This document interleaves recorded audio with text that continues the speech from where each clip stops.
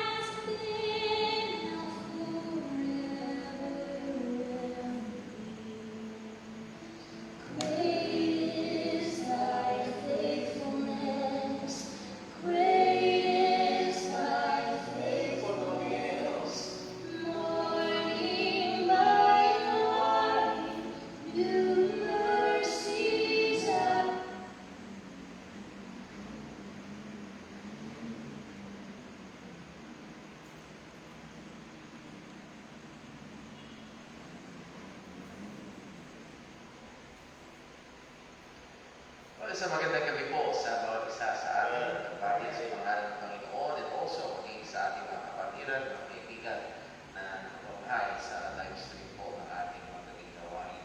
Salamat sa Diyos sa patuloy niyang pag-iingat, sustento sa bawat isa, maging sa ating po gawain ngayong umaga sa biyaya ng Panginoon ay siya patuloy na nagdadako ng mga kapatiran, mga panauhin.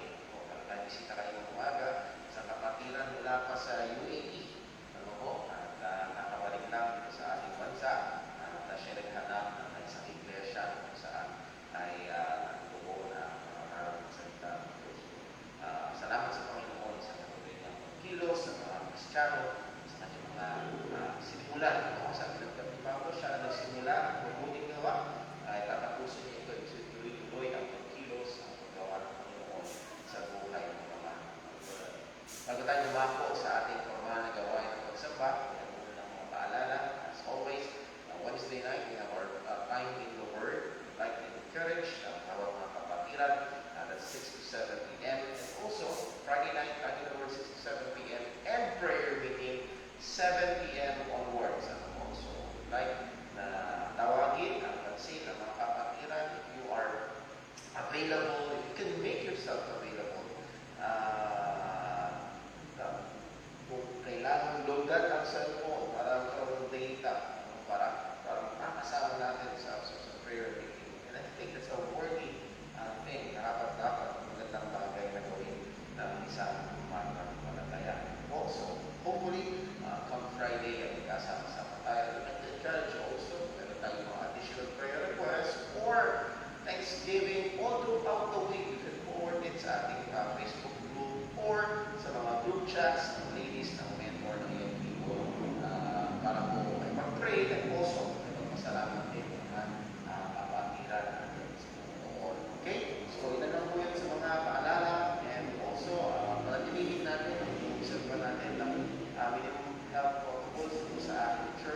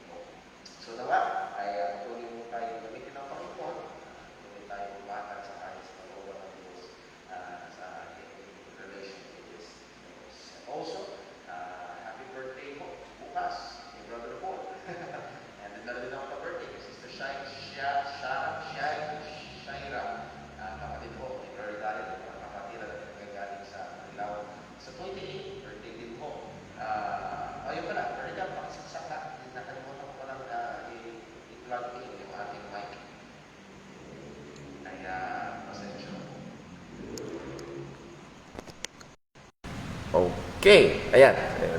Naririnig ng pasensya ng mga kapatid, di ko pala na-plug in yung ating maliit na mic na nakakabit ho sa atin hong cellphone. So, ano ba yung sinasabi ko? Ayun, advance happy birthday ho sa ating mga kapatiran. Also, birthday Paule, January 28. So, talagang yung mga guwapo ay nasa huling linggo ng January ang mga pag-celebrate ng kaarawan. So, birthday ko ngayon, bukas, walang kokontra. And also, thank you ho sa mga nagpaunang bati. Thank you ho sa mga nagpaunang paabot ng regalo. Magiging plantito na si Brother Paul. And also, the men's fellowship. I'm very glad na mayroong mga kapatiran, mga kalalakihan sa church na nagbakas-bakas and gave me that simple gift. Very thoughtful and very useful also. So, purihin ang Panginoon sa mga bagay po na yun. Okay. So, salamat sa Diyos at let us take note of those reminders at patuloy ho nating bigyang pansin ang mga kapatiran maging ang ating mga gawain. Tayo idadako sa tawag sa pagsamba, paghahanda sa pamamagitan ng isang pananalangin at hilingin natin ang tulong ng Panginoon at maging pagsiyasat niya upang ang ating mga kasalanan ay ating pagsisihan at hindi maging hadlang sa pagsamba sa Panginoon. Let us pray.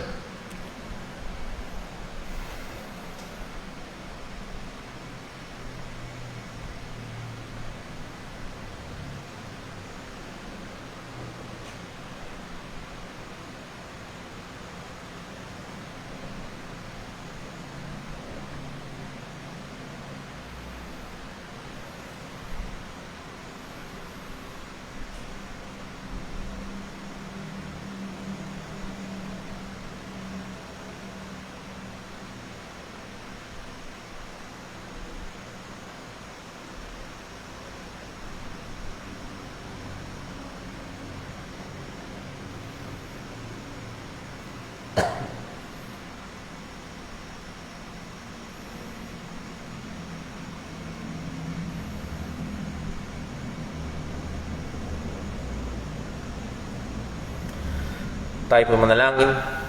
Panginoon naming Diyos, sa aming Ama, salamat po na kami ay iyong kinahabagan, kami ay iyong niligtas. Binigay mo ang iyong bugtong na anak upang siya ang mamatay, magbayad ng aming mga kasalanan. Siya ay muling nabuhay. Ito ay ang aming katuwiran. Ito ang nagpaging dapat sa amin sa iyong harapan. Wala kaming ibang tungtungan, wala kaming ibang pag-asa, kung hindi si Kristo lamang. Salamat po. Nawa, O Diyos, turuan at tulungan mo kami na patuloy na mamuhay sa paraan na karapat-dapat sa mabuting balita na ito na aming sinasampalatayanan at tangan-tangan. Nawa, ang Ebanghelyo ay hindi maging laman lamang ng aming mga bibig, kung hindi makita sa paraan ng aming mga pamumuhay sa gitna ng madilim na mundo na ito. Tulungan mo kami na mamuhay sa pananampalataya at hindi sa paningin. Tulungan mo kami na magmahalan sa isa't isa. Tulungan mo kami na maglingkuran sa isa't isa. At Ama, aming pong dalangin sa panahon na ito ng aming pagsamba, ikaw po nawa ang gumabay.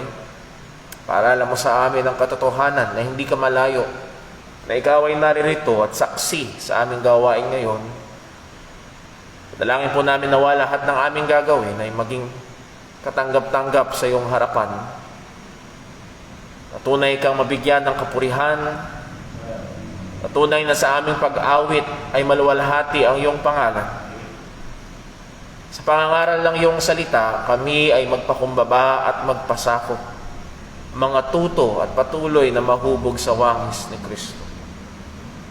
Ikaw lamang ang maitaas ngayong sandaling ito. Ikaw pong patuloy na maluwalhati. Siyasatin mo rin kami, Panginoon, sa bawat mga kasalanan. Ang mga gawa ng aming mga kamay, lakad ng aming mga paa, maging ang mga salita na lumabas sa aming bibig, oo, ang mga bagay na aming inisip, ninasa. Panginoon, anuman na hindi sang-ayon sa kabanalan, anuman na taliwas sa iyong mga kautusan, patawarin mo kami, Panginoon. Tulungan mo kami na sa biyaya mo at kapangyarihan ng Banal na Espiritu patuloy na makipaglaban sa mga nakatahan pang kasalanan sa amin. Tawa, masumpungan mo kami sa iyong pagbabalik, nagsusumikap sa kabanalan, sangayon sa iyong kalooban. Dalangin namin itong lahat sa pangalan ng aming Panginoong Hesukristo. Amen. Tayo po tayo at tayo po ay umawit sa Panginoon.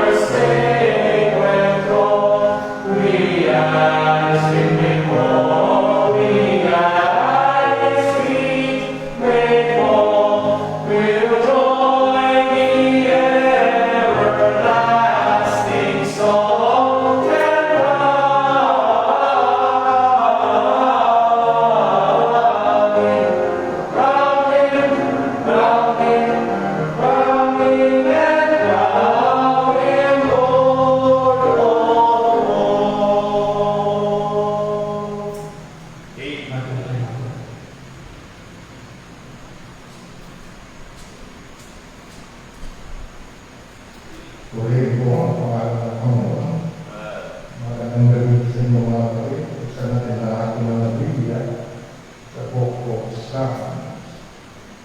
Psalms 9. Mag-umpisa tayo sa verse 1 hanggang verse 9. Psalms 9, verse 1 hanggang verse 9. Okay, Ariel. Verse 1, mag-istay tayo mga kapatid. Ready, read. Lord, thou hast been our dwelling place in all generations. Before the mountains were brought forth, or ever thou hast formed the earth, and the world, even from everlasting to everlasting, thou art God. Thou turnest man to destruction, and sayest, Return,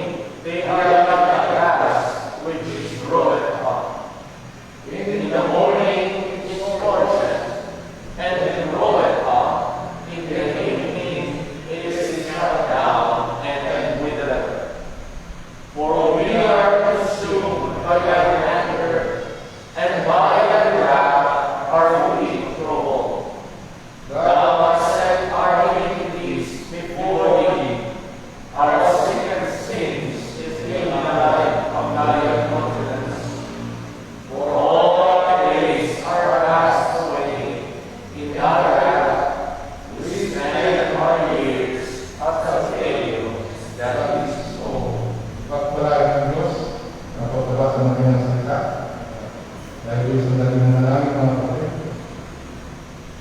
aming mga nasa langit, Diyos na makapangyarihan sa lahat. Panginoon, dahil po ang aming pumanak, Panginoon, nataos puso ko noong lumalapit sa iyong tulong at bigaya, at lubos, Panginoon, ang pagkasalamat sa iyong kabutihan sa bawat isa, Panginoon, ng dito po.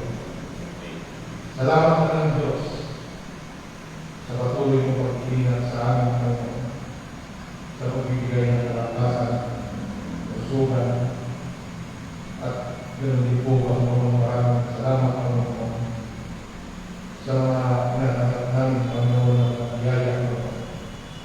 At higit sa lahat ng Diyos, sa dakilang kaligtasan na meron kami kay Kristo Jesus. Salamat, Panginoon, sa iyong dakilang pag-ibig, Diyos, sapagkat inibig mo kami, Panginoon, sa kabilaan namin kung kapagkukulang at mga pagkaban ay nariyan, Panginoon, yung dakilang pag-ibig, Panginoon. Ama, sa oras nito, Panginoon, na ang pagpatuloy, Panginoon, na namin gawa ng Diyos, tulungan kami, at pagpalain po kami, Panginoon. At gawa, Panginoon, kami patawain, Panginoon, sa aming mga pagkukulang at mga pagkakali, sa mga kasalanan na gawa, Panginoon, laban sa iyo at sa aming kapwa, Panginoon. Patawad po, Panginoon. At gawa rin ang Diyos sa pagkakaliwayan sa aming pamumuhay, Panginoon. Sa mundo ito, Panginoon, na tumuko ng sinabot, Panginoon. Tulungan ang katatakpan, Panginoon. Ngunit ang Diyos, kami po ay tinutungtong sa iyo pong tunatangan, Panginoon. Sa iyo pong mga pangako na hindi kami kaya may kailangan. Napakatamis, Panginoon, isipin. Na kami, Panginoon, ay mayroong pag-asa. Sa pila at tuguluhan, Panginoon. O sa karamdaman nito, Panginoon, na narito sa mundo nito, ay kami, Panginoon, ay umaasa na kami ay dito kalawala. O Panginoon, mahawak ako sa amin. Patuloy, Panginoon, ang itong mahal na kapatid, Panginoon, sa amin, Panginoon. Kayo hindi namin na bilang Diyos ng lahat, Panginoon. Ay ikaw, Panginoon, patuloy tumabay sa amin, Panginoon. Ama, kaya namin naman kung pagsampa, Panginoon, ngayon, Panginoon, pag-ibig, Panginoon. Pususin kami na sa Holy Spirit, Panginoon. Bigyan kami ng kaughawan, Panginoon, ng iyong salita, Panginoon.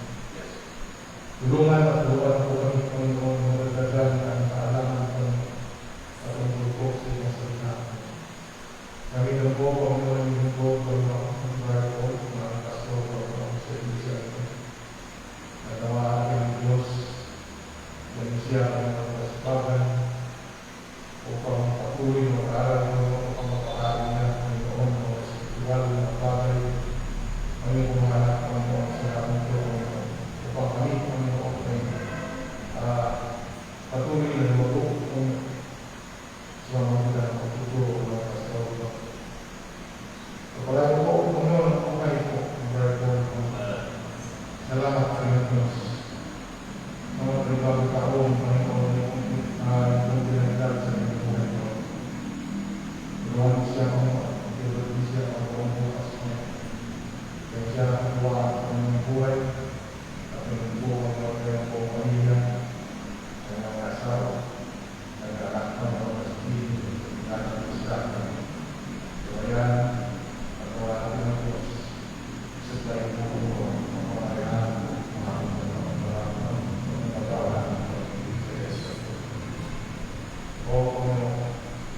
sa gawin niyo po ng mga pagkiwala ng ibusat ka. Hindi mo kami na dalungan, kadalungan. Alubos kami maunawaan kung mga minsan ang karating ng sa amin. Ngayon kami. Mahal kami sa inyong salita namin. Marami po ang pagkakilibay. At lumakas ang mga mga palagay ko.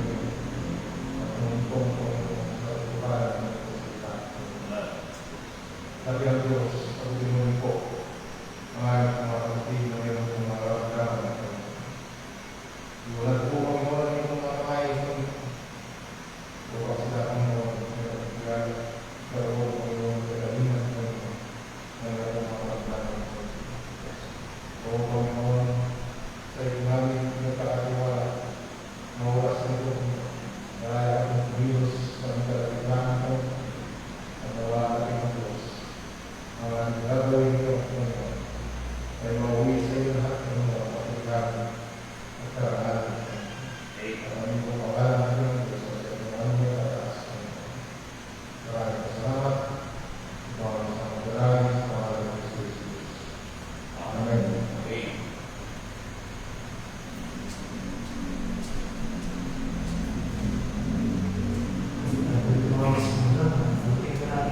Stand up for Jesus.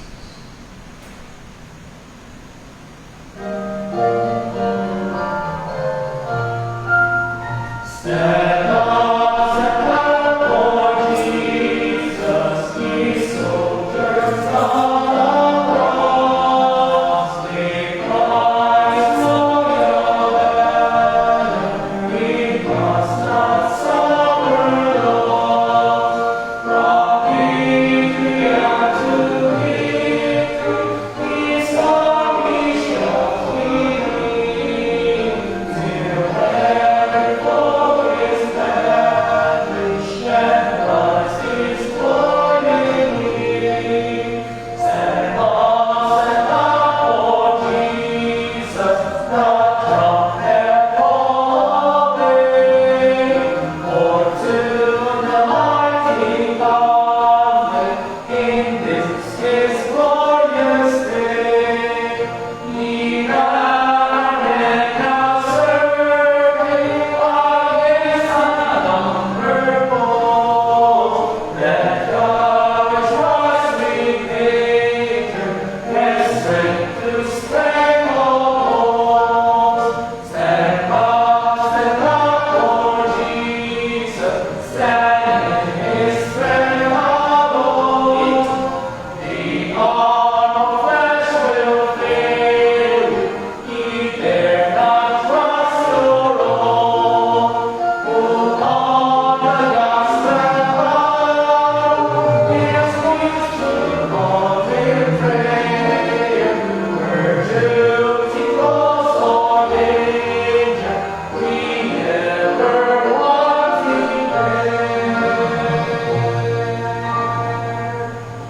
Amen.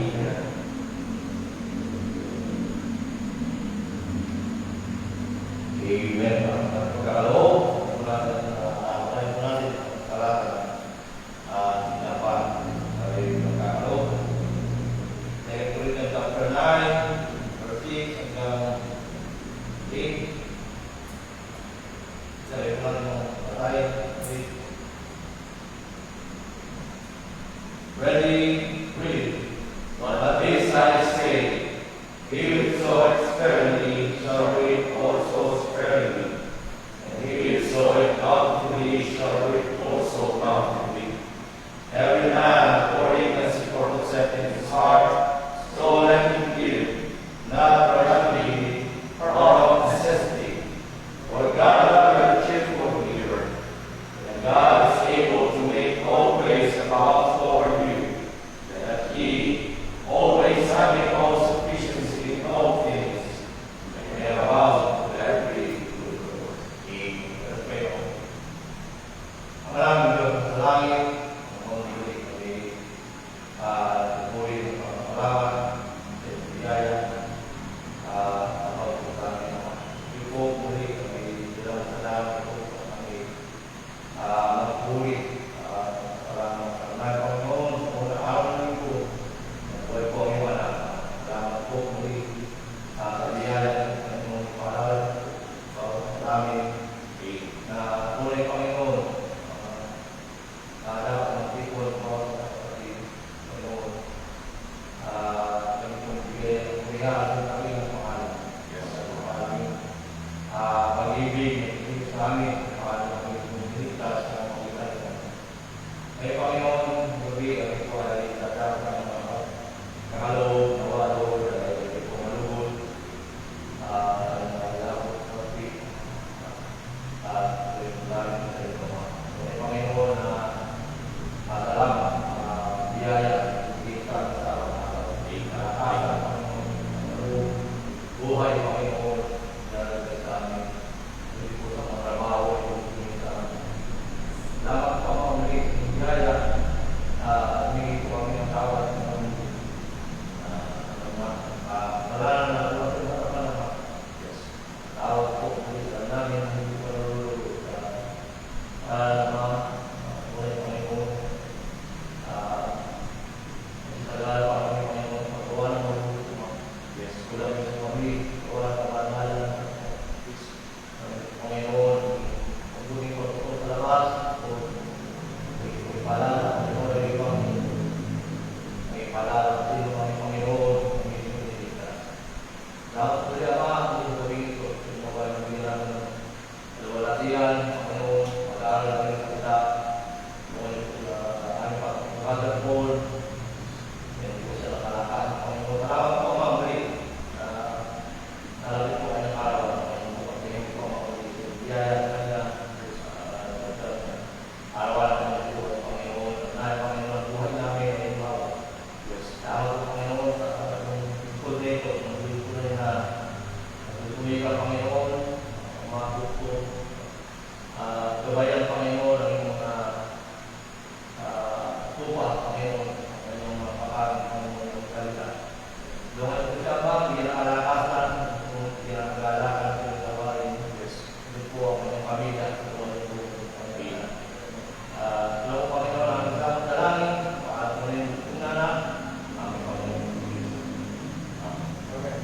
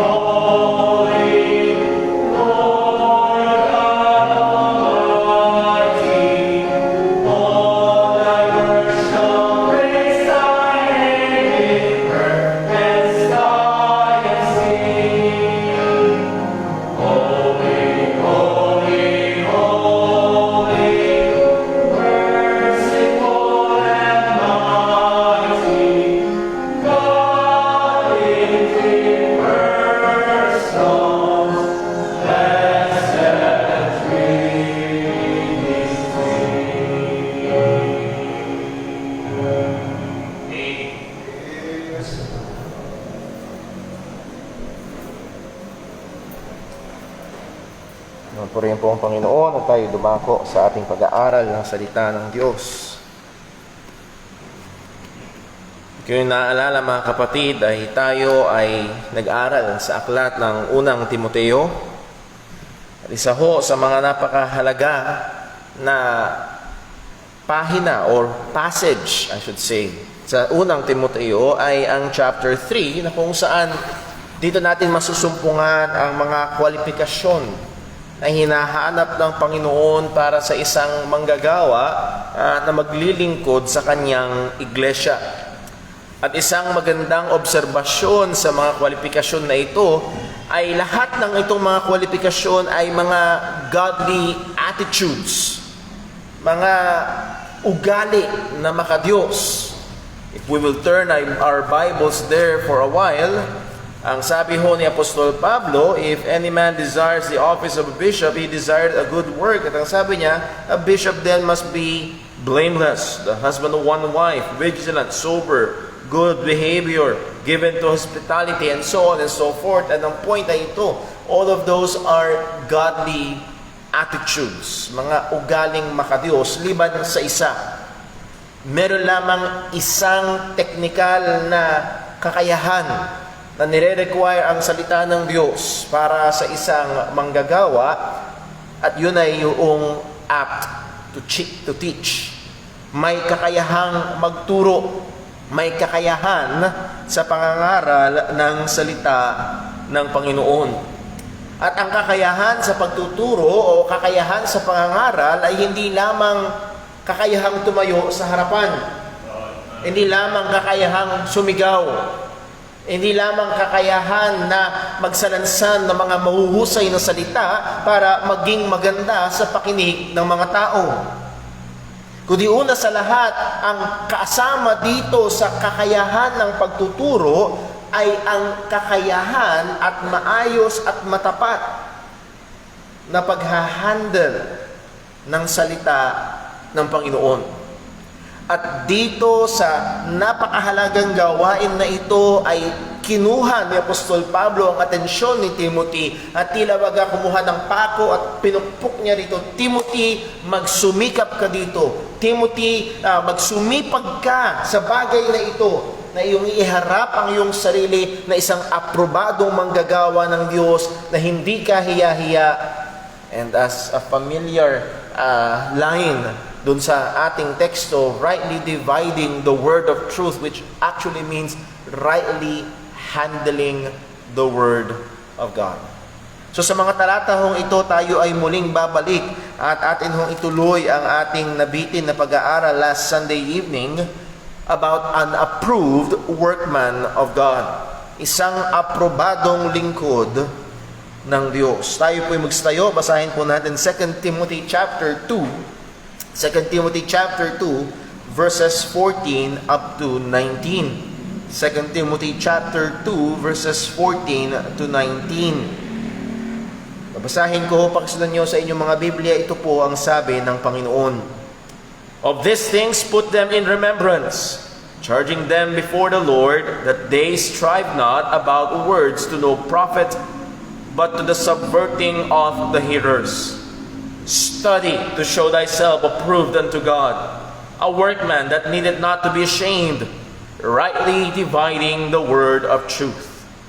But shun profane and vain babblings, for they will increase unto more ungodliness. And their word will eat as doth a canker, of whom is Hymenaeus and Philetus, who concerning the truth have erred, saying that the resurrection is past already, and overthrow the faith of some. Nevertheless, the foundation of God standeth sure, having this zeal, that the Lord knoweth them that are His.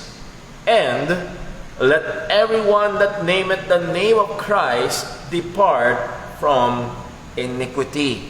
Pagpalain po ng Diyos ang pagkabasa ng kanyang mga salita. Hingin natin ang tulong ng Panginoon sa ating pag-aaral.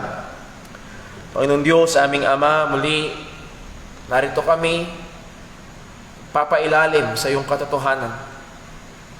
Kinikilala namin na ikaw ang ulo ng iglesia. Ikaw ang Panginoon ng bawat mananampalataya, lalo't higit, ikaw ang tumatawag ng mga lingkod sa iglesia. Nawa, makatuto kami sa iyong salita, bigyan mo kami ng liwanag, gamitin mo ang mga katotohanan ito upang patuloy kaming hubugin sa wangis ni Kristo, hamunin sa kabanalan ng buhay, bigyan ng uhaw at ng sipag sa iyong salita. O muli, ikaw pong patuloy na maluwalhati sa aming kalagitnaan. At dalangin namin itong lahat sa pangalan ng aming Panginoong Jesucristo. Amen. Maaari pong siupo ang lahat. Again, an approved workman of God. Ito ang pinakamensahe. The primary work of an approved servant of God is the faithful ministry of the Word. Ang pangunahing trabaho, and I'm not saying na ito lamang ang trabaho, kundi sa lahat ng trabaho ng isang manggagawa ng Diyos sa iglesia, primarily ang pastor na tinawag ng Panginoon na maglingkod sa iglesia, ang pangunahing trabaho niya ay upang maging isang aprobadong lingkod ng Diyos ay ang matapat na pagmiministeryo ng salita ng Panginoon. If you remember sa Book of Acts na kung saan batang-bata ang iglesia ng ating Panginoong Jesucristo at biglang dami ang mga mananampalataya, ay merong nagreklamo na nakakaligtaan ang mga balong Graciano or Grecians, widows na Grecians. At anong ginawa ng mga apostol? Sabi ng mga apostol ay hindi ito sapat na rason para iwanan namin ang pananalangin at ang salita. Again, hindi sila masyadong mataas para maglingkod sa mga mesa kung hindi meron silang pangunahing gawain. And as I've said earlier, hindi lamang ito ang trabaho ng pastor. Pinag-aralan natin yan sa 1 Peter chapter 5. Tinawag na maging overseer, not just a feeder, not just to feed the flock of God, but to oversee the flock of God. Pero ito ang isa na pangunahing gawain. Hinamon ni Apostol Pablo si Timothy na maging matapat at patuloy na magsumikap sa gawain sa gitna ng maraming mga hamon, at kanyang binigyan siya ng mga realidad, mga katotohanan na tungtungan upang hindi siya matangay ng mga maraming kahirapan na haharapin sa gawain. At dito naman, hinamon ni Apostol Pablo si Timoteo na magsumikap upang siya'y masumpungan na maaprobado, pasado, katanggap-tanggap at kalugod-lugod na manggagawa ng Panginoon. Pinag-aralan ho natin ang 2 punto noong nakaraang Sunday evening at babalik-aralan ho natin ngayong gabi at dadagdagan pa yung ikalawa, and then we will proceed to the 3rd point. Number 1, pinag-aralan natin last Sunday, an approved minister diligently reminds the brethren of the truths. Ang isang aprobado, ang isang katanggap-tanggap at kalugod-lugod na manggagawa ng Panginoon ay masipag na nagpapaalala sa mga kapatiran ng katotohanan. Nandoon ang utos ni Pablo kay Timothy, verse 14, of these things put them, and that them are the brethren, put them in remembrance. Paalalahanan mo sila. At nakita ho natin sa Biblia na isa sa mga madalas na gawain ng isang manggagawa ay ang gawain ng pagpapaalala ng mga katotohanan ng salita ng Diyos. In this very letter, 2 Timothy chapter 2, si Pablo mismo, pinapaalalahanan niya si Timothy patungkol sa isang katotohanan. Verse 8, ang sabi ni Pablo, remember that Jesus Christ of the seed of David was raised from the dead according to my gospel. Pinapaalala, at ang layunin nito ay para hamunin si Timothy dahil sa katotohanan ng Ebanghelyo ay magpursige sa paglilingkod sa Panginoon sa gitna man ng maraming mga hamon o persecution. Naroon ang utos ni Pablo na paalalahanan niya, put them in remembrance. At what are these things? And those are the truths. Primarily, yung sinabi ni Pablo sa 2 Timothy chapter 2, verses 1 to 13, the eternal truths, eternal consequences ng paglilingkod at pagtatapat sa Panginoon. Sa gitna man ng mga pagdurusa o harapin man ang martyrdom, ay nandoon ang dapat matyagang pagpapaalala ni Timothy sa mga mananampalataya. And not just this faithful saying, ipapaalala ni Timothy, ko sabihin Timothy, hindi lamang itong mga matapat na kasabihan na ito, kung hindi by extended application, all the truths, mga katotohanan ng Panginoon, nahandoon ang madalas at na pagpapaalala ng lingkod ng Diyos. And sana wag ho tayong magsawa kapag kinailangan na si Brother Paul ay lumapit sa inyo at paalalahanan kayo. Kapatid, hindi ba sinabi ng Panginoon, love your wife? Or kapatid, di ba sinabi ng Panginoon, honor your father and your mother?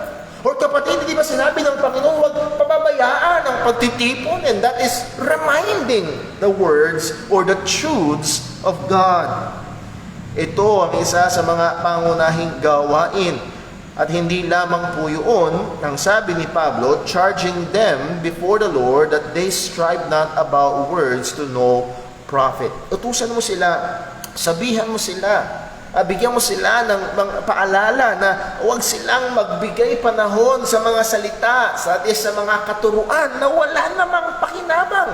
Hindi magdudulot ng kabanalan, hindi walang pakinabang sa walang hanggan, hindi nakakaluwalhati sa Panginoon. Yes, tayo ay inutusan ng Diyos na makipaglabang mainam para sa katotohanan, pero merong mga bagay na walang idudulot at dapat itong layuan dahil ito ay magresulta, sabi ni Pablo, sa subverting of the hearers. And that word subverting comes from the Greek word catastrophe, and dun galing yung salitang catastrophe or distraction. Mag-ingat ho tayo. Merong mga katuruan na pag ating pinakinggan at kung ito ay matanggap, magdudulot ng pagkawasak. At mamaya ho, makikita sa bandang huli, merong primary example si Apostol Pablo na ibinigay. So, a faithful minister diligently reminds the brethren of the truths. Kaya inang umaga ho, even last Sunday, ang ating pag-aaral ay patungkol sa Ebanghelyo ng ating Panginoong Kristo. Kung merong paulit-ulit sa pang-aaral, ay itong katotohanan ito, at sabi nga ho ni Pablo, ang pag-uulit nito ay hindi masama kung hindi nakakabuti sa atin. Well, number 2, at babalikan ho natin itong bagay na ito, an approved minister faithfully handles the Word of God. Ang isang aprobadong lingkod ng Diyos ay matapat na hinahawakan, matapat na ginagamit ang salita ng Panginoon. Here's the familiar verse sa marami sa atin. Study to show thyself approved unto God, a workman that needeth not to be ashamed, rightly dividing the word of truth. And I always make sure to point out na yung unang salita dyan na study ay hindi ibig sabihin mag-aral, kundi ang punto niyan ay pagsumikapan mo, magpumilit ka.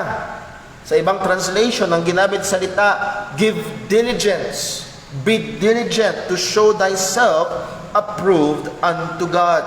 Timothy, make effort. Magsumikap ka sa bagay na ito at sinasabi ng Diyos sa bawat lingkod sa iglesia, and not just limited sa lingkod sa iglesia, kundi sa bawat mananampalataya na pagsumikapan natin ang bagay na ito. Hindi ho madali. Kailangan magbigay ng effort na ano daw? To show thyself approved unto God. That word approved, dokimos, meaning accepted. Ito ay ginagamit madalas sa pera. Kapag yung pera ay totoo, ibig sabihin pasado, katanggap-tanggap. Or sa pang kagamitan nito, ang ibig sabihin ay pleasing, kalugod-lugod. At ang sinasabi ni Pablo kay Timothy ay si Timothy ay dapat magbigay ng buong sikap upang maging katanggap-tanggap at kalugod-lugod na manggagawa ng Panginoon na hindi kailangang mahiya o hindi siya magiging kahihiyan. At dito binigay ni Apostol Pablo ang napakahalagang katotohanan at napakahalagang gabay sa bawat lingkod ng Diyos, sa bawat nag-aaral ng salita ng Diyos. At sabi niya, rightly dividing the word of truth. Or in other translations, rightly handling the word of truth. Gusto ko lang bigyan pansin ho natin, binigay ang salitang rightly. Tama. Kung merong tama, ibig sabihin merong mali. Hindi lahat ng nagdadala ng Bible, hindi lahat na nagbubukas ng salita ng Diyos ay tama ang pagkagamit, tama ang pag-handle ng salita ng Panginoon. As we have studied last Sunday, that word rightly dividing, orthotomeo, yun galing ang orthopedic, sa tinutuwid ang mga buto, and that is the very meaning, to cut straight, to proceed in a straight line. Ito yung ginagamit sa mga sastre na dapat tuwid ang pagkagupit. Ginagamit sa mga nag-aararo sa bukid na dapat tuwid ang pag-aararo. And ito'y pamilyar si Pablo because si Pablo ay isang tent maker. Alam niya na dapat pag ginupit yung katad ay para hindi masayang, dapat diretso, dapat tama. At ito ang ginamit niyang salita at hinahamon niya si Timothy. Timothy, para ikaw ay isang maging kalugod-lugod, katanggap-tanggap at hindi kahiyahiyang lingkod ng Panginoon, dapat iyong hinahandle ng tama, ginagamit ng tama ang salita ng Panginoon. Let's go back sa isang passage na ating binasa last Sunday sa 2 Peter chapter 3. Dito makikita natin na hindi lang ngayon kundi maging noong panahon pa ay meron ng mga nagmi-mishandle ng salita ng Panginoon. 2 Peter chapter 3 verse number 16, ang sabi ho ni Pedro patungkol sa mga ilang sulat ni Apostol Pablo ay ito, as also in all his epistles, speaking in them of these things, in which are some things hard to be understood. So talagang merong mga nakakahamon, merong mga hindi madaling maunawaan. At sabi nga ho nung isang tagapagturo namin ay kung ikaw ay nakaka-encounter ka na may hirap maunawa ang passages sa Biblia, well, you are in a good company. Pareho lang tayo ni Apostol Pedro. Hard to be understood. Not impossible, but hard to be understood. Nevertheless, ang sabi ho ni Pablo ay ito, may kadelikaduhan. Ang sabi niya, which they that are unlearned and unstable. This is a description of immaturity. Unlearned, ayaw, hindi maturuan, at hindi dahil siguro kulang sa pagtuturo, kung hindi sila'y masyado ng puno at hangang-hanga sa sarili. Unstable, a picture of immaturity. And what is the result? They rest. W-R-E-S-T, meaning they twist. Itong mga hard to be understand passages na kanilang hinahandle, they end up twisting. At hindi lang ito mga hard to be understood, ito ay umaagos sa mga iba pang pag-handle nila ng salita ng Diyos. Ang sabi ni Pedro, as they do also the other scriptures unto their own destruction. O mga kapatid, huwag ho tayong padaya. Yes, maaaring salita ng Diyos, pero kung ang salita ng Diyos ay mishandled, pinilipit, it will lead not to life, but to destruction. So, kailangan ho nating maging maingat. Well, noong nakaraang Sunday ho, ay nagbigay tayo ng ilang mga example ng twisting God's Word. Isa ho dito ay tinatawag nating barbecue passages. Ay, barbecue, may stick ka, tutuhog-tuhog ka. At meron ka ng doktrina. At marami hong gumagawa niyan. Maraming mga kulto, ang mga doktrina nila ay nakabase sa ganitong bagay. As I've said kaninang umaga, nabasa ko ho ang isa sa mga preaching ni Joseph Smith na tagapagtatag ng Mormonism. At kanyang kiniklaim na ang Diyos ay dating tao at ang tao ay pwede ding maging Diyos. And guess what? Gamit niya rin ang Bible. Pero kukuha siya ng talata, itutuhog niya, kukuha siya ng talata, itutuhog niya para mapatunayan ng isang kasinungalingan. O mga kapatid, tayo ay maging maingat. Isa pang maling kaparaanan na kamag-anak nito ay ang maling proof texting. Gagamit ng talata at sa paraan na hindi yun ang layunin ng may akda o nagsalita para patunayan ang maling paniniwala. Just to give an example, buksan natin sandali sa Matthew 22. And I think ito ho ay ilang mga bagay na ito ay mas madaling makita o maunawaan kapag merong ilang mga halimbawa. Matthew chapter 22 and verse number 39. Again, ito ho ay utos may nagtanong sa ating Panginoong Jesucristo, anong pinakadakilang kautusan? Sinagot ni Jesus sa verse number 37, Thou shalt love the Lord thy God with all thine heart, with all thy soul, with all thy mind. This is the first and great commandment. Pagdating sa verse 39, ang sabi ni Jesus, and the second is like unto it. Kagaya nito ang pangalawa, Thou shalt love thy neighbor as thyself.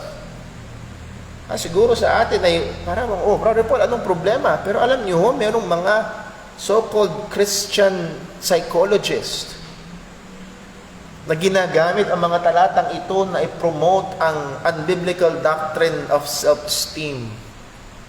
Yung self-esteem, mataas na tingin sa sarili.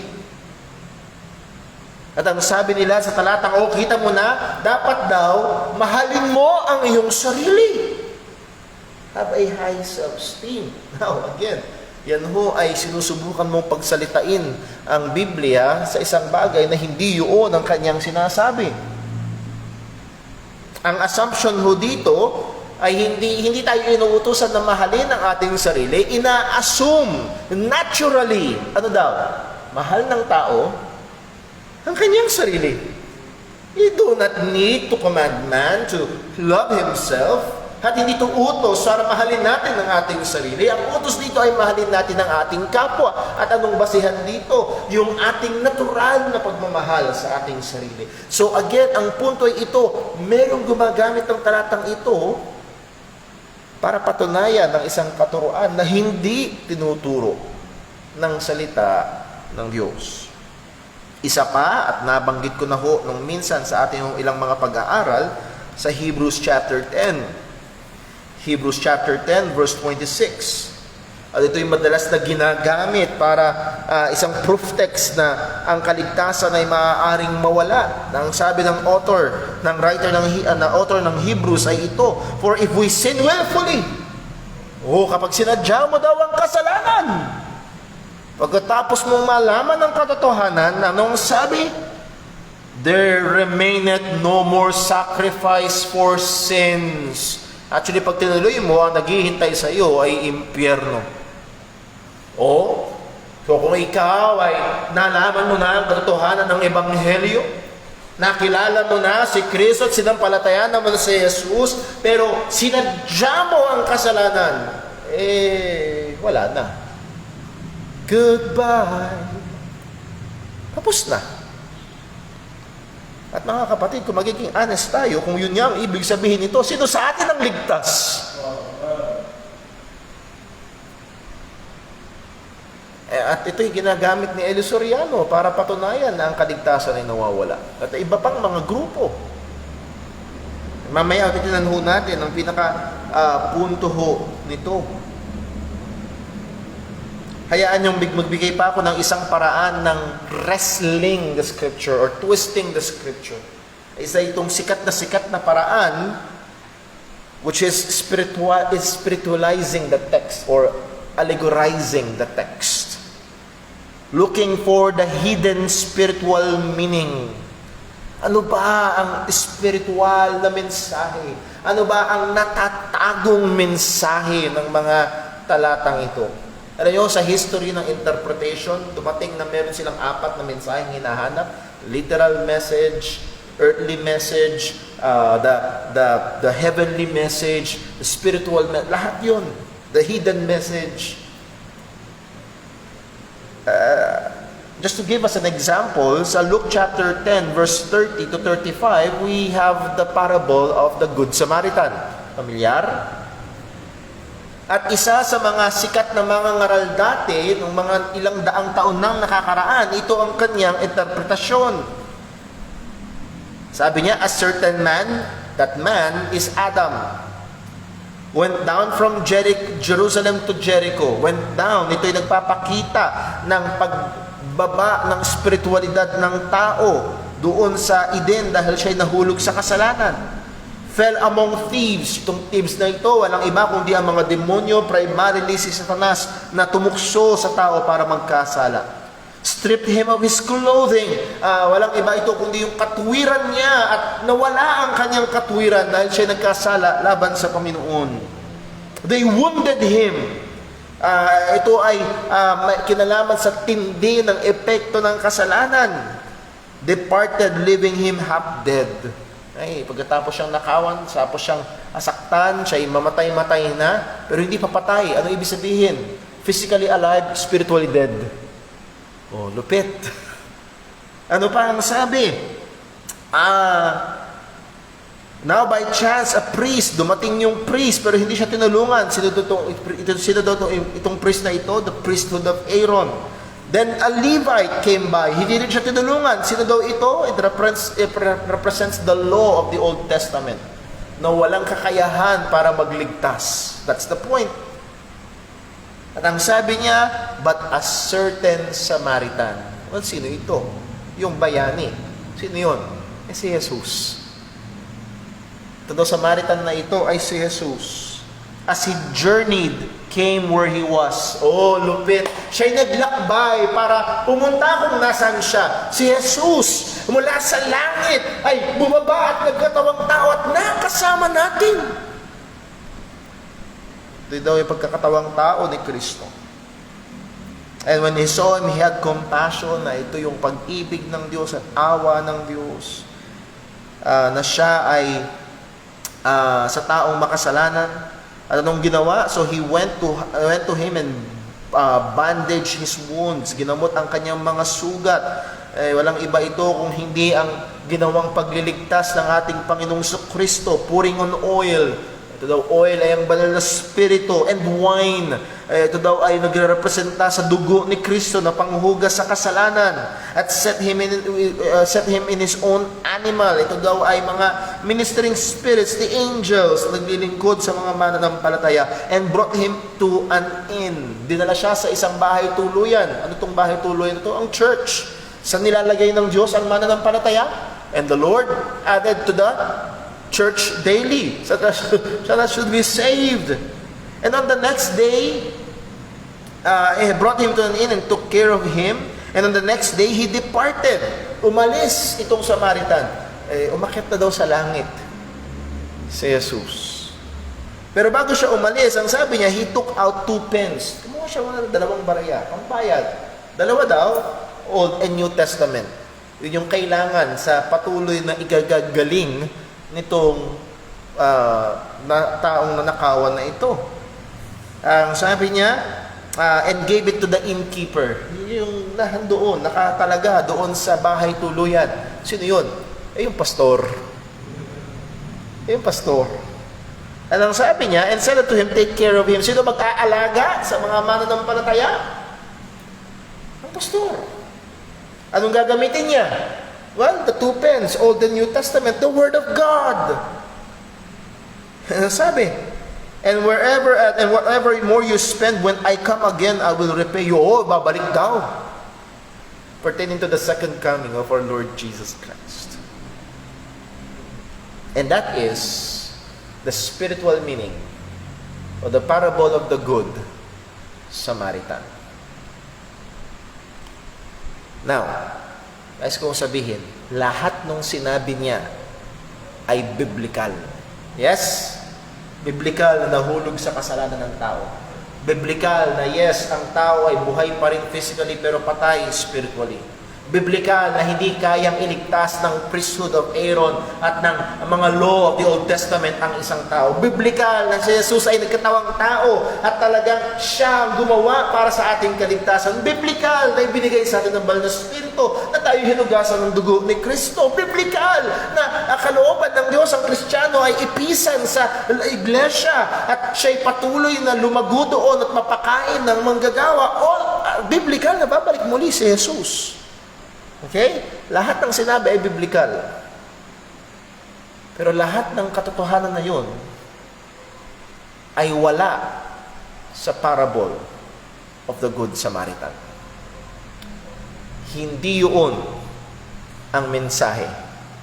Anong mensahe ng parable of the Good Samaritan? May nagtanong, Lord, who is my neighbor? Sino ang aking neighbor? Sino ang gagawin ko ng mabuti? Sagot, sino ang nangangailangan? Naglalakbay ka, kaso pa nga mong nangangailangan, maaari kang gamitin ng Diyos doon para siya ay maministeryuhan o matulungan. That is the point ng parable.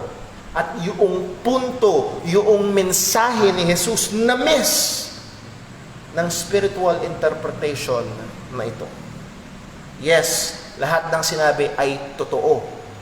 Pero totoong hindi yun ang mensahe ng parable of the Good Samaritan. That is twisting the Word of God. And guess what mga kapatid? Maraming mga pangangaral sa maraming mga churches, even some Baptist churches. Ganito ang paraan. Alala ko ho, may sikat na ilustrasyon sa Bible school namin kung saan si Haring David ay kumuha ng ilang bato? 5 bato. Ha? 5 bato. Stone. S. Scriptures. T. Thanksgiving. O. Offering. N. New Testament Church. E. Evangelism. Ito daw yung 5 bato. Now again, lahat ng 5 yon ay biblical. Pero wala yun sa hinagap ni David nung siya'y kumuha ng 5 bato. Baka lang mumintis yung isa, kailangan ko pa ng kasunod. And again, that is twisting. Sabi nga ni John MacArthur, yun ay paglalagay ng salita sa bibig ng Diyos na hindi naman yun ang sinasabi ng Panginoon dun sa mga talatang yun. That is being unfaithful sa salita ng Diyos. So let's be careful in spiritualizing. Alam nyo ang hirap? Halimbawa, S, stone, scripture. Paano kapag sinabi kong S, sacrament? Gusto mo scripture, gusto ko sacrament. Anong punto? Walang controlling factor. Sino makapagsasabi, alin ang totoo? At yun ang malaking kadelikaduhan ng spiritualizing the Bible or the passage. It sounds great. As I've said, maaaring biblical yung mga punto, pero hindi yun ang punto ng passage. As I've always said, mga kapatid, si Brother Paul ay walang mensahe. Ang mensaheng daladala ko ay mensahe ng salita ng Panginoon. Sabi nga ni Bodhi Backham, hindi ako ang sumusulat ng sulat, tagapaghatid lang ako. At narito ang sinasabi ni Apostol Pablo kay Timothy, Timothy, handle the Word of God rightly. And let me give just a very quick way, some guidelines how to rightly handle the Word of God. Paano ba? Nakita natin yung mga maling paraan. Paano naman yung mga tamang paraan? Para hindi tayo mahulog dun sa kasalanan na wrestling the Scripture, twisting the Scripture. Well, number 1, interpret the Bible literally. Kanina nakita natin, in spiritualize, but we must interpret the Bible literally. When the literal sense makes sense, do not look for any other sense. Kapag sinabi ng Bible na si Jesus ay natutulog sa likod ng bangka, guess what? Anong ibig sabihin nun? Natutulog siya sa likod ng bangka. Sinabi ng Bible, si Jesus ay umiyak. Anong ibig sabihin nun? Si Jesus ay umiyak. Sinabi ng Bible na si Pablo ay nasa kulungan. Anong ibig sabihin nun? Siya ay nasa kulungan. Let's interpret the Bible literally, otherwise, or unless na merong sapat na rason o ebidensya na iba ang ibig sabihin. Ako, halimbawa, mga figure of speech, hindi literal. Sabihin nga o ay ang init niya.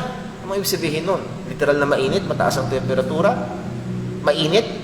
Galit? Mainit sa basketball, laging nakakashoot? Nakita niyo ho? Yung pagbibigay ng tamang interpretasyon. So let's interpret the Bible literally. Number 2, let us interpret the Bible grammatically. Magbigay atensyon sa mga salita na ginamit ng mga author na inspired by the Holy Spirit. Again, God breathed out the word of God. Ito'y galing mismo sa Diyos at ginamit niya ang mga tao. Konsidera natin ang grammar, ang tenses, ang gender, ang voices, ang syntax. Sabi syntax ay yung relationship ng mga salita. Just to give you an example, balik tayo sa 2 Timothy. Andun pa rin ho kayo sa inyong mga Biblia. Sa 2 Timothy, an example of syntax. Ang sabi ni Pablo kay Timothy sa verse 15, study to show thyself approved unto God, a workman that needed not to be ashamed, rightly dividing. Take note, yung word na dividing ending in ing. Ano ibig sabihin noon? It is a participle. Ano ibig sabihin ng participle? Ang participle ay verbs that are used as an adjective. Ano ang minomodify? Ano ang nilalarawan nito? Nilalarawan nito ang isang approved workman. Ano ang itsura ng isang approved workman? Ang approved workman at hindi kahiya-hiya ay nagra-rightly handle ng salita ng Diyos. Nakikita ho natin? Agaya na sinabi ho ni Pablo, be not filled with wine, but be filled with the Spirit. At pagkatapos siya sabihin na be filled with the Spirit, nagbigay siya ng ilang mga kaparaanan. Ano ba ang itsura ng being filled with the Spirit? Singing psalms and hymns and spiritual songs, submitting one to another. Again, those are participles na naglalarawan kung ano ang itsura ng isang binupuno o puspos ng banal na espiritu. Again, interpret the Bible grammatically. Number 3, interpret the Bible historically. Or, mas lapat na sabihin, contextually. Considera natin ang historical setting ng passage. The immediate context. Ano ba ang pinag-uusapan? At alam niyo, isa sa pinakamaganda, pinakamadali, paragraph. Naalala niyo ang paragraph? Ano ibig sabihin ng paragraph? A paragraph is a sentence or a group of sentence that conveys one main point. Okay? Isa, dalawa, o maraming mga grupo ng maraming mga pangungusap na may binibigay lang na dinidiin ng isang punto. At halimbawa, binasa natin ng isang talata. Kailangan natin tignan ang kinapapalooban na paragraph nito at ano ang punto ng paragraph na ito. At yung talatang iyon ay hindi dapat magsasalita ng kontra dun sa punto ng paragraph. So the immediate context, the context of the chapter, ano ba ang pinag-uusapan, ano ba ang nangyayari, ano ba ang konteksto. Halimbawa sa Philippians, ano ba itong sinasabi ni Pablo ay makakatulong kapag nalaman natin na siya ay nakakulong. Okay? Or kung babalik tayo sa Hebrews chapter 10 verse 26, for if we sin willfully after that we have received the knowledge of the truth, there remaineth no more sacrifice for sins. Kung hindi mo bibigyan ng pansin ng konteksto noon, malulundo ka sa ang kaligtasan ay pwedeng mawala. Anong konteksto ng Hebrews? Battling apostasy. Ang kasalanan ng pagtalikod sa pananampalataya kay Kristo. Anong punto?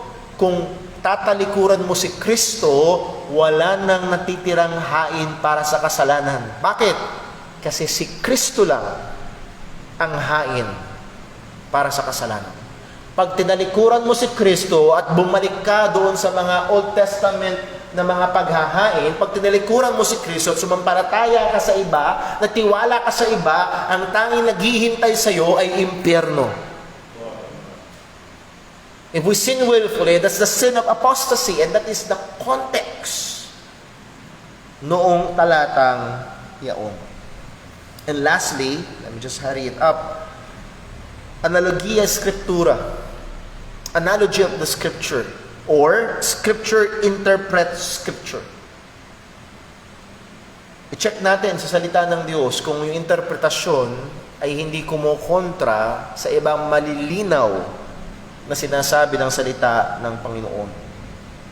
Halimbawa, ang Philippians chapter 2 verse 12, na ang sabi ni Pablo, "Wherefore, my beloved, as ye have always obeyed, not in my presence only, but now much more in my absence, work out your own salvation with fear and trembling." At iba, ginagamit ang talatang ito para sabihin, kita mo na ang salvation by works. Teka muna. Ito bang interpretasyon na ito ay lalapat o kokontra sa ibang mga maliliwanag na panalata sa Biblia? For by grace are ye saved through faith, and that not of yourselves, it is the gift of God, not of works, lest any man should boast. Take note, si Pablo ang author ng Ephesians chapter 2 verse 8 and 9, si Pablo rin ang author ng Philippians chapter 2 verse 12, kukontrahin ba niya ang kanyang sarili? So again, interpret Scripture with Scripture. Compare with Scripture. We do not just believe sola Scriptura, we also hold to tota Scriptura, the totality of the Scripture, the totality of the witness of the Word of God. Maraming mga doktrina at mga maling doktrina at maling mga gawain ay nanggagaling sa pagkalikta ng mga prinsipyo na ito ng pag-iinterpreta, pag-rightly divide ng salita ng Panginoon. Kailangan ho nating i-handle. Anong punto? Ang aprobado, katanggap-tanggap na lingkod ng Diyos, pastor ng iglesia at lingkod ng salita ng Diyos ay kailangang disiplinahin ang kanyang sarili sa tuloy-tuloy na pagsisikap na i-handle ng tama ang salita ng Panginoon. And I point that, hamon sa akin yung tuloy-tuloy na pagsisikap. Hanggang ngayon, si Brother Paul ay nagbabasa. Hanggang ngayon, si Brother Paul ay nag-aaral. Hanggang ngayon, si Brother Paul, nanonood ako ng mga recorded online classes. Kailangan ko magtuloy-tuloy na mag-aral. At yun yung sinabi ni Pablo kay Timothy, that word study, give diligence, is in the present tense. Tuloy-tuloy kang magsikap, Timothy. Ito ay tanda ng isang katanggap-tanggap na lingkod ng Panginoon. And number 3, and last, ito tayo matatapos, verse 16, an approved minister avoids and warns about error. Ang isang matapat na lingkod ay umiiwas at nagbibigay babala sa mga kamalian. Sabi niya, verse 16, but shun profane and vain babblings, for they will increase unto more ungodliness. Timothy, shun, layuan mo, i-avoid mo. Anong i-avoid niya? Profane and vain babblings. Ang profane meaning ungodly, vain babblings meaning empty sounds. Walang katuturang tunog, fruitless discussion, walang katuturang pakikipag-usap o usapan. Timothy, ang mga bagay na ito ay layuan mo. Huwag mong ihalo ang iyong sarili sa mga bagay na ito. Sinasabihan ni Pablo si Timothy to actively avoid ang mga walang katuturang bagay. Sapagkat ito, ang sabi ni Pablo, they will increase unto more ungodliness. Ito'y magtutulak sa lalong pagiging hindi makadiyos. Isang mahalagang katotohanan na makikita ho natin dito, ang paniniwala ng isang tao ay aapekto sa kanyang pamumuhay. Belief will affect behavior. Doctrine will direct deeds. So ang sabi ni Pablo, itong mga walang katuturan na usapan, mga walang katuturan, it will increase unto more ungodliness. Shun, avoid, iwasan mo. At ang sabi ni Pablo, gumamit siya ng isang napaka-tingkad na larawan sa verse 17, and their word will eat us that conquer. Their word, their teaching ay kakain na para bang conquer. Itong conquer na ito, well sa Greek, gagraina, dito galing yung English word na gangrene, which is a rotting infection. Yung infection na nabubulok. Unti-unti kumakalat, nabubulok yung suga, unti-unti kinakain yung laman. At ang sabi ni Pablo, dito niya ikinumpara ang mga walang katuturan, mga hidwang katuruan na pinagbinibigyang pansin ng iba. Hindi ito walang epekto, kundi kakain ito, kakalat ito na parang nabubulok na sugat. Magiging masama ang epekto. Nagbigay siya at nagngalan siya ng dalawang partikular na tao, whom Hymenaeus and Philetus. Si Hymenaeus, na encounter natin siya sa pag-aaral natin ng 1 Timothy. Sa 1 Timothy chapter 1 verse 20, isa siya sa mga binanggit ni Pablo na dinisiplina, inalis sa loob ng iglesia. Ang sabi ni Pablo, of whom Hymenaeus and Alexander, whom I have delivered unto Satan. Sa 1 Corinthians chapter 5, that same word meaning excommunication. Inalis sila sa iglesia sapagkat sila nagtuturo ng mga hidwang pananampalataya. Now, Brother Paul, sino si Hymenaeus? Ay, sino si Philetus? It's either si Philetus ay si Alexander din, or tatlo sila. Si Hymenaeus, si Alexander, at si Philetus. At dito binanggit ni Pablo si Philetus, of whom Hymenaeus and Philetus, ang sabi ni Pablo sa verse 19, nevertheless, itong dalawang taong ito, sila ay nagpagturo, sila ay nagkakalat ng maling doktrina. Ang tinuturo nila ito sa verse 18, who concerning the truth have erred, saying that the resurrection is past already, and overthrow the faith of some. Merong ilang mga commentators, ang kanilang pananaw ay higit sa malamang kung hindi man ito yung problema sa 1 Corinthians chapter 15, or ito'y kamag-anak ng hidwang doktrina. Sa 1 Corinthians chapter 15, ang sinasabi, there's no resurrection. Ito ay pinsan noon, there is resurrection, pero tapos na. Higit sa malamang, wala tayong detalye kung ano ito, pero higit sa malamang, ito ay nagsasabing ang resurrection ay para bang spiritual na resurrection lang. Tapos na ito, naganap na, wala nang ibang inaasahan na muling pagkabuhay. At anong sabi ni Apostol Pablo, merong mga naniwala dito, at anong naging resulta, and overthrow the faith of some. Now, hindi ibig sabihin na wala ang kanilang kaligtasan, pero kung sila'y napaniwala sa hidwang ebanghelyo, meaning hindi sila tunay na ligtas. Nevertheless, binigyan ng comfort at kumpiyansa ni Pablo si Timothy sa verse 19, dito tayo matatapos. Nevertheless, the foundation of God standeth sure. Timothy, meron bang nagtuturo ng mga hidwang pananampalataya, mga maling doktrina? Timothy, the foundation of God standeth sure. Hindi matitinag, hindi maaalis, hindi magigiba ang pundasyon ng Panginoon.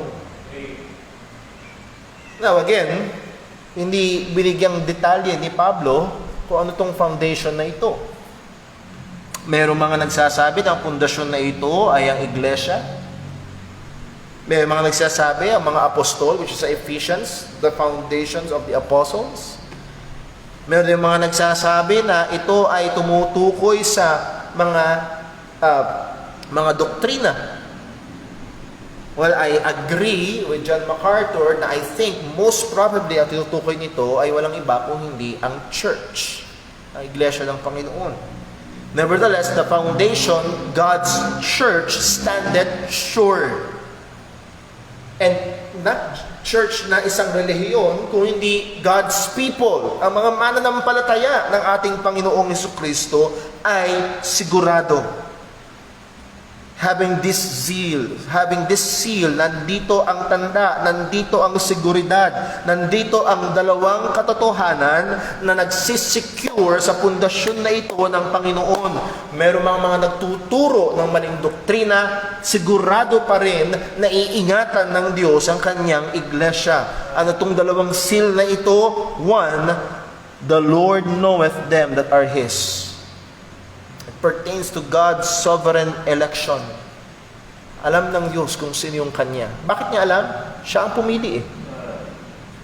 Siya ang pumili, siya ang nagligtas, siya ang nagpanganak muli, siya ang may hawak, siya ang nag-iingat. Alam ng Diyos ang Kanya. Ang sabi ng ating Panginoong Jesus sa John chapter 10, and Jesus answered them, and I told you, and ye believe not, that the works that I do in my Father's name, they bear witness of me, but ye believe not, because ye are not of my sheep, as I have said unto you. Hindi kayo sumampalataya, hindi dahil kulang ang detalye, hindi dahil malabo ang mensahe, hindi kayo sumampalataya kasi hindi ko kayo tupa. At ang sabi niya sa verse 27, my sheep hear my voice, and I know them, and they follow me, and I give unto them eternal life, and they shall never perish, neither shall any man pluck them out of my hand. My Father which gave them me is greater than all, and no man is able to pluck them out of my Father's hand. Alam ng Diyos yung Kanya. Alam ng Diyos yung mga binigay niya kay Kristo. At walang maagaw kahit isang tupa kay Kristo. Walang maagaw isa man mula sa kamay ng Panginoon. God knows. God knoweth them that are His. So that is the one side of the coin. The sovereign keeping of God. Ang soberanong pag-iingat ng Diyos. And on the other side, handun yung responsibilidad ng tao. Ano ito? Let everyone that nameth the name of Christ depart from iniquity. It follows yung sinabi ni Pablo kay Timothy, layuan mo ang mga maling doktrina, layuan mo ang mga walang katuturang usapin, dahil ito ay magdudulot ng hindi makadiyos na pamumuhay. At ang sabi ng salita ng Panginoon, ang lahat ng nagne-name, nagsasabing sila ay mananampalataya ni Kristo, they have the obligation to depart from iniquity.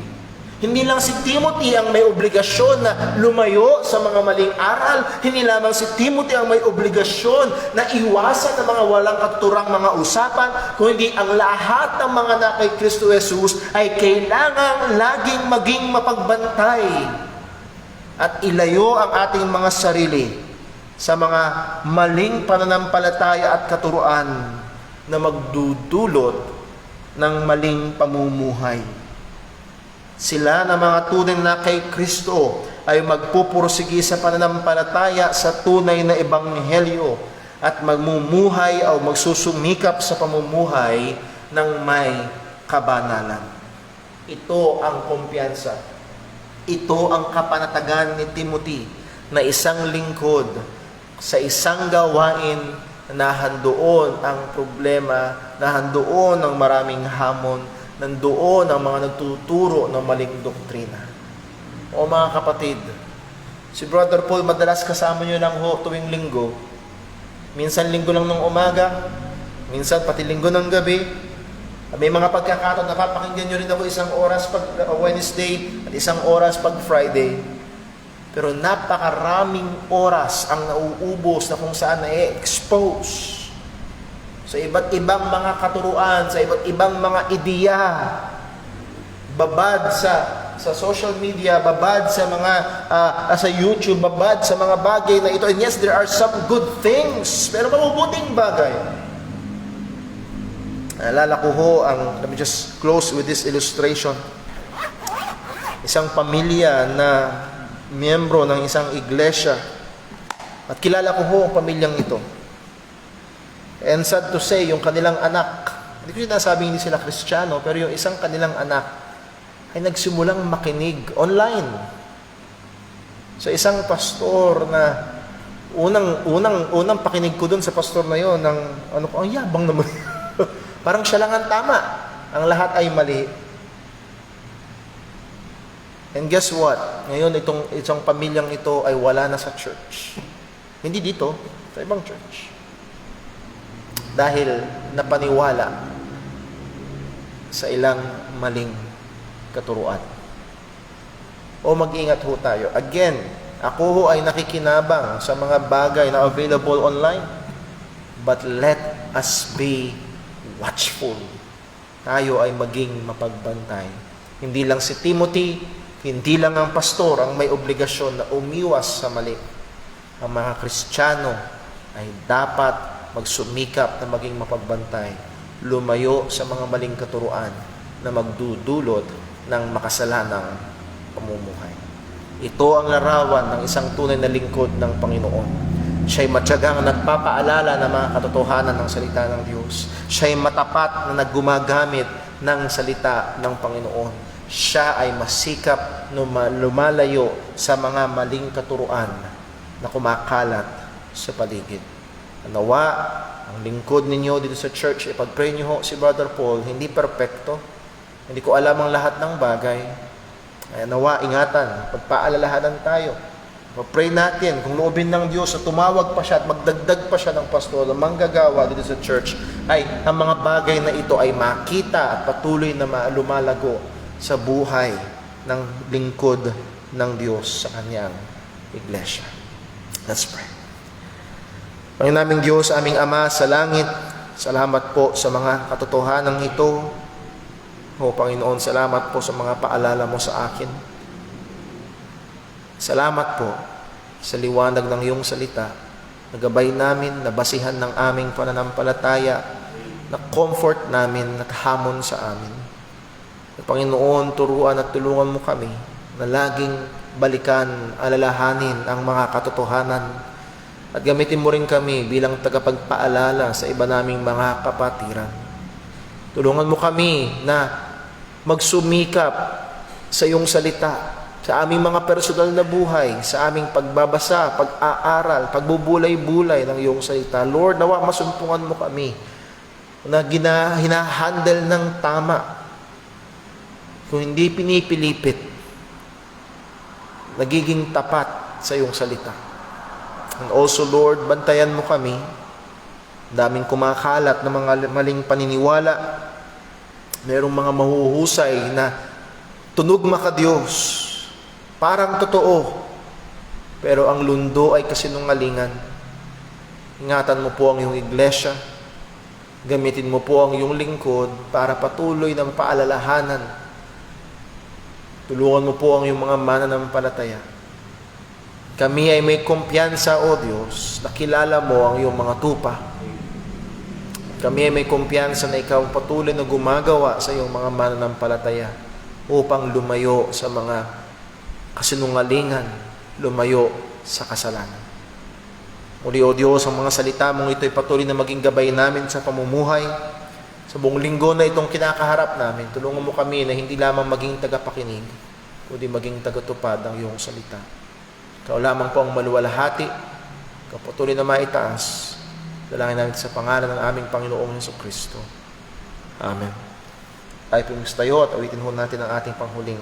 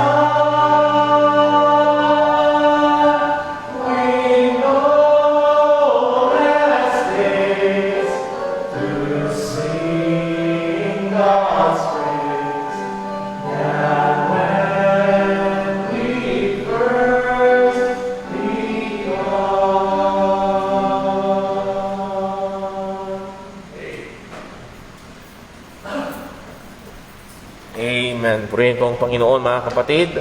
Nawa, pagpalain tayo ng Diyos at ingatan ano man ang ating gagawin natin ang buong pagsisikap sa kapangyarihan at tulong ng Panginoon.